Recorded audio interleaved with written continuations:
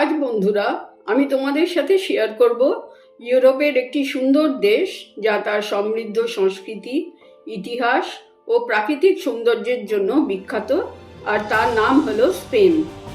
সাধারণত আমরা যখন স্পেন নামটা শুনি সবার আগে ফুটবলের কথাই মনে পড়ে, ঠিক ব্রাজিলের মতো। কিন্তু এই দেশটির সাথে এমন অনেক কিছুই জড়িয়ে আছে যার জন্য স্পেন আজ ইউরোপের জনপ্রিয় একটি দেশ। তাহলে বন্ধুরা, welcome to my channel explore with কল্পনায়। রিকোয়েস্ট রইল সম্পূর্ণ ভিডিওটা দেখার ও ভালো লাগলে লাইক, শেয়ার ও কমেন্ট করার। স্পেন ইউরোপ মহাদেশের দক্ষিণ পশ্চিম কোণে অবস্থিত সংসদীয় গণতান্ত্রিক রাজতন্ত্র একটি দেশ। এটি ইবেরীয় উপদ্বীপের প্রায় 85% অঞ্চল জুড়ে অবস্থিত। স্পেনের উত্তর সীমানাতে আটলান্টিক মহাসাগরের বে অফ বিস্কে, উত্তর পূর্ব সীমানায় পিরানিস মাউন্টেন্স। এই পিরানিস মাউন্টেন্স স্পেনের সাথে ফ্রান্স ও ছোট্ট একটি দেশ অ্যান্ডোরার একটি প্রাকৃতিক সীমানা গঠন করেছে। স্পেনের পূর্বে মেডিটারেনিয়ান সি, দক্ষিণেও মেডিটারেনিয়ান সি ও আটলান্টিক মহাসাগর। স্পেনের অবশিষ্ট সীমানা নির্ধারণ করেছে পর্তুগাল। স্পেনের সর্বদক্ষিণ বিন্দুটি মরক্কোর দিকে মুখ করে অবস্থিত। এছাড়া আটলান্টিক মহাসাগরের ল্যাস ক্যানারি দ্বীপপুঞ্জ এবং ভূমধ্য সাগরের বেলিয়ারীয় দ্বীপপুঞ্জগুলিও স্পেনের শাসনাধীন। স্পেনের পূর্ব নাম ছিল হিস্প্যানিয়া। রোমান সাম্রাজ্যের সময় আইবেরিয়ান উপদ্বীপকে হিস্প্যানিয়া নামেই ডাকা হতো। এটি একটি ল্যাটিন নাম ও এই নাম থেকেই বর্তমান নাম স্পেন এসেছে। প্রাগৈতিহাসিক পর্যায়ে স্পেনের অধিবাসীরা মূলত কেল্ট ও আইবেরিয়ান ছিল। দীর্ঘ সময় ধরে প্রবল যুদ্ধের পর আইবেরিয়ান পেনিনসুলা রোমান রাজত্বের অন্তর্ভুক্ত হয় এবং পরিচিতি পায় হিস্প্যানিয়া নামে। মধ্যযুগের প্রথম দিকে এটি জার্মান শাসনাধীনে গেলেও পরবর্তীকালে মুসলিমরা দেশটি জয় করে। 1492 সালে স্পেনে মুসলিম শাসনের সমাপ্তি ঘটে, যখন গ্রানাডা রাজ্য, যেটি স্পেনের শেষ মুসলিম রাজ্য ছিল, সেটি খ্রিস্টান রাজ্যের হাতে চলে আসে। এই দীর্ঘ সমাপ্তি প্রক্রিয়াটি রিকনকুইস্টা নামে পরিচিত, যেখানে খ্রিস্টান রাজ্যগুলো মুসলিম শাসনের বিরুদ্ধে লড়াই করে স্পেনের নিয়ন্ত্রণ পুনরুদ্ধার করে। এরপর প্রায় 300 বছর ধরে স্পেনের এক্সপ্লোরাররা ও ওয়ারিয়াররা বিশ্বের আনাচে কানাচে ভ্রমণ করে এবং স্পেনের রাজার জন্য বিশাল আয়তনের ভূখণ্ড অধিকার করে। আমেরিকা থেকে লুট করা ধন সম্পদের জন্য স্পেন ইউরোপের সবচেয়ে ক্ষমতাশালী শক্তিতে পরিণত হয়। স্পেনের সৈনিক ও ধর্মযাজকেরা অর্থাৎ প্রিস্টরা বর্তমান মার্কিন যুক্তরাষ্ট্রের অংশবিশেষ ও মেক্সিকো থেকে শুরু করে দক্ষিণে চিলি পর্যন্ত স্পেনের কলোনি স্থাপন করে ও সেখানে স্প্যানিশ ভাষা ও সংস্কৃতি ছড়িয়ে দেয়। বহু প্রজন্ম ধরে স্পেন ছিল গোটা বিশ্বের সবচেয়ে ধনী দেশ। এর সাম্রাজ্য বিশ্বের সমস্ত জায়গায় ছড়িয়েছিল। 1700 শতকে স্পেনের অর্থনীতিতে স্টেবিলিটি দেখা দেয়। 1800 ও 1900 শতকে স্পেনের ক্ষমতা হ্রাস পেতে থাকে এবং বিংশ শতাব্দীতে এসে 1936 থেকে 1939 সাল পর্যন্ত স্পেনের গৃহযুদ্ধ দেশটিকে ইন্টারন্যাশনাল ফোরামে নিয়ে আসে ও যুদ্ধ বিরতি হয়। 1975 সালে হুয়ান কার্লোস রাজা হওয়ার পর দেশটিতে একটি সাংবিধানিক রাজতন্ত্র প্রতিষ্ঠা করেন। স্পেনের রাজনীতি রাজতন্ত্রের কাঠামোয় পরিচালিত হয়। এই ব্যবস্থায় দেশের রাজা হলেন রাষ্ট্রপ্রধান ও রাষ্ট্রপতি হলেন একটি বহুদলীয় ব্যবস্থাতে সরকারি নেতা। স্পেনের সঙ্গে অন্যান্য দেশের সুসম্পর্ক রয়েছে। এই দেশের পাসপোর্টে 100টিরও বেশি দেশে বিনা ভিসা অর ভিসা অন অ্যারাইভালে ভ্রমণ করা যায়। স্পেনের আয়তন হল 5,05,900 স্কোয়ার কিলোমিটার, যা আয়তনের দিক থেকে বিশ্বের 51তম দেশ। স্পেনের সমুদ্র সীমা প্রায় 7,800 কিলোমিটার দীর্ঘ।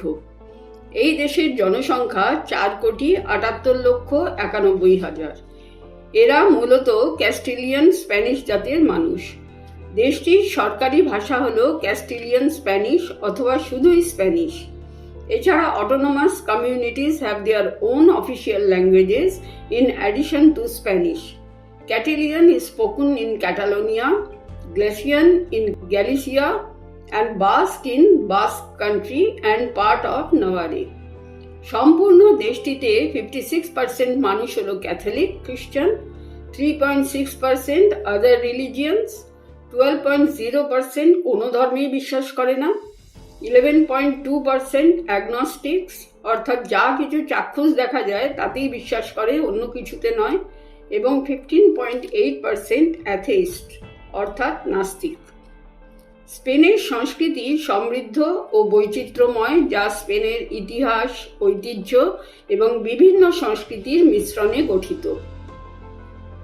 স্প্যানিশ কালচারে সঙ্গীত, খাবার, ভাষা এবং শিল্পের মতো বিভিন্ন দিক রয়েছে যা এই দেশের সংস্কৃতির প্রতীক, আর তারই একটি গুরুত্বপূর্ণ স্থান অধিকার করে আছে সঙ্গীত।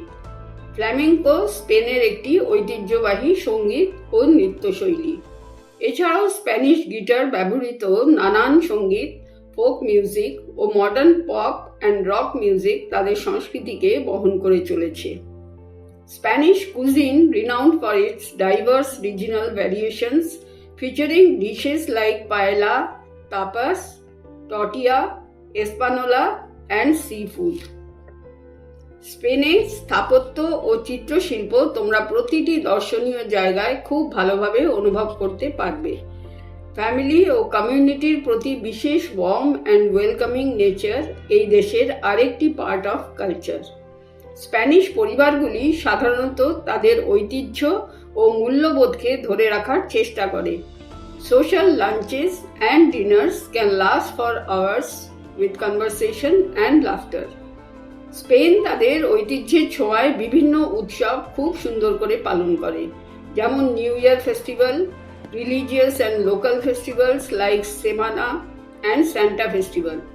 Santa is a Holy Week festival. Popular festivals include the running of the bulls in Pamplona, the Feria de Abril in Seville, and the Tomatina in Valencia. স্পেনের লোকেশন আইবেরিয়ান পেনিনসুলার কারণে তাদের কালচারাল ডেভেলপমেন্টসে রোমান, কেল্টিক ও অন্যান্য European কালচারের influence দেখা যায়। Catholic ধর্মের ঐতিহাসিক ব্যাপকতা Spanish art, architecture, literature, religious প্র্যাকটিসেসের ওপর খুব প্রভাব ফেলেছে। উইদিন স্পেন স্বতন্ত্র আঞ্চলিক সংস্কৃতির অস্তিত্ব প্রতিফলিত হয়েছে তাদের অনন্য ইতিহাস ও বিভিন্ন এলাকার ঐতিহ্যের মাধ্যমে।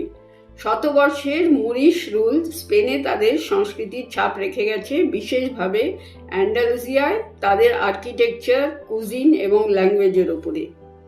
এবার আমি তোমাদের স্পেনের কিছু ইন্টারেস্টিং ফ্যাক্টস জানাবো, যেমন স্প্যানিশ ল্যাঙ্গুয়েজ ওয়ার্ল্ডের সেকেন্ড মোস্ট ওয়াইডলি স্পোকেন। 2. বিশ্বের প্রথম আর্থ স্যান্ডউইচের একটি পয়েন্ট হলো স্পেন।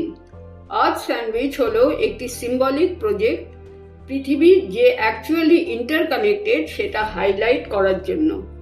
এখানে পৃথিবীর দুটি অপোজিট পয়েন্টে ব্রেড স্লাইস রাখা হয়, একটি স্পেনে ও আরেকটি রাখা হয় ঠিক অপোজিট ডাইরেকশনে, নিউজিল্যান্ডে।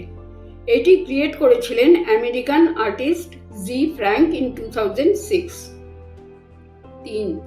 স্পেনে বিশ্বের সবচেয়ে বড় টমেটো ফাইট, যাকে লা টোমেটিনা ফেস্টিভ্যালের মাধ্যমে সেলিব্রেট করা হয়, এবং সেই হাজার হাজার মানুষ একে অপরের গায়ে টমেটো ছুঁড়ে মারে। 4. স্প্যানিশ টুথ ফেয়ারি হলো একটি ইঁদুর। এই ইঁদুরটির নাম হলো র্যাটেনসিটো পেরেজ। ছোট ছোট ছেলে মেয়েদের যখন দুধের দাঁত পড়ে যায় ও সেই দাঁতটি ইঁদুরের গর্তে রাখা হয়, তখন ইঁদুরটি বাচ্চাদের দাঁতের বদলে গিফট দিয়ে যায়। 5. স্পেনে বিশ্বের সবচেয়ে পুরনো রেস্টুরেন্ট, যার নাম হলো বোটিন, মাদ্রিদে অবস্থিত। 1725 সালে এটি প্রতিষ্ঠিত হয় এবং আজ পর্যন্ত একইভাবে চলছে। গিনিস বুক অফ রেকর্ডসে ওয়ার্ল্ডের ওল্ডেস্ট রেস্টুরেন্ট হিসেবে স্থান পেয়েছে। 6. স্পেন বিশ্বের লার্জেস্ট অলিভ অয়েল প্রডিউসার। 7. স্পেনের ন্যাশনাল অ্যান্থেম মার্চা রিয়াল, যার মানে হলো royal march, has no official lyrics. Without words, শুধু মিউজিক পারফর্ম করা হয়। এটিকে কম্পোজ করা হয়েছিল 1761 সালে মিলিটারি মার্চের জন্য। 8. প্রথম আধুনিক উপন্যাস ডন কাহোটি স্প্যানিশ ভাষায় রচিত সর্বশ্রেষ্ঠ গ্রন্থ হিসেবে অভিহিত। লাস্ট হলো unique new year's tradition. New year's ইভে স্প্যানিয়ার্ডসরা মিডনাইটে 12টি করে আঙুর খায়, one for each chime of the clock to wish themselves good fortune for each month of the year. এবার আমি তোমাদের স্পেনের বেশ কিছু গুরুত্বপূর্ণ স্থান যা পর্যটকদের জন্য বিশেষভাবে আকর্ষণীয় সেই সম্বন্ধে জানাবো। এদের মধ্যে কিছু প্রধান স্থান হলো মাদ্রিদ, বার্সেলোনা, সেভিল, গ্রানাডা ইত্যাদি। মাদ্রিদ হলো স্পেনের রাজধানী। এটি একটি গুরুত্বপূর্ণ বাণিজ্যিক ও সাংস্কৃতিক কেন্দ্র। এই শহরটি দীর্ঘ ইতিহাসের সাক্ষী। মাদ্রিদ অবস্থিত স্প্যানিশ ফুটবল ক্লাব রিয়াল মাদ্রিদের জন্য বিখ্যাত। Numerous museums, the Prado and the royal palace তোমরা এই শহরেই দেখতে পাবে। মাদ্রিদের রাজপ্রাসাদ, যা প্যালিও রিয়াল নামেও পরিচিত, স্পেনের একটি গুরুত্বপূর্ণ ঐতিহাসিক স্থান। এটি পশ্চিম ইউরোপের সবচেয়ে সুন্দর ও বিশাল রাজপ্রাসাদ। যদিও বর্তমানে রাজপরিবার এখানে বসবাস করে না, এটি তাদের অফিসিয়াল বাসস্থান হিসেবে বিবেচিত হয়। প্রাসাদটি মুসলিম যুগে নির্মিত একটি দুর্গের স্থানে তৈরি করা হয়েছিল, যা 10th সেঞ্চুরিতে নির্মিত হয়েছিল। এটি প্রায় 1,35,000 স্কোয়ার মিটার এবং 3,418টি কক্ষের একটি বিশাল প্রাসাদ। প্রাসাদটির স্থাপত্যশৈলী স্প্যানিশ রাজকীয় ঐতিহ্যের প্রতীক। প্রাসাদের কিছু অংশ পাবলিকের জন্য খোলা, যেখানে পর্যটকরা ঐতিহাসিক স্থানগুলি দেখতে পাবে। বন্ধুরা, স্পেনের আরেকটি সুন্দর শহর হলো বার্সেলোনা, যার সম্বন্ধে আমি তোমাদের নেক্সট কনক্লুডিং ভিডিওতে জানাবো। আই প্রমিস তোমাদের বেশি অপেক্ষা করাবো না। এই ভিডিওটা যদি তোমাদের ভালো লেগে থাকে তাহলে প্লিজ একটা লাইক করে বন্ধুদের শেয়ার করো ও কমেন্ট করে দিও। আজ এখানেই শেষ করছি। তোমরা সকলে খুব ভালো থেকো। আজ আসি, বাই।